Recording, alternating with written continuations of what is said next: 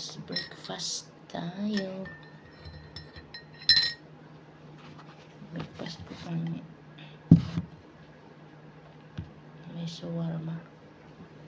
Kubus.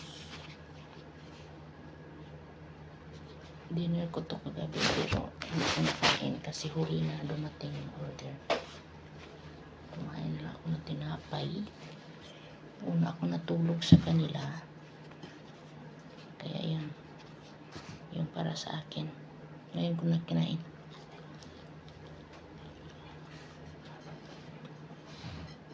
Ang dami.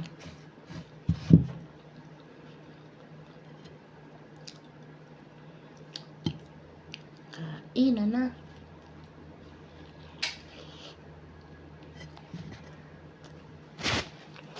May shawarma.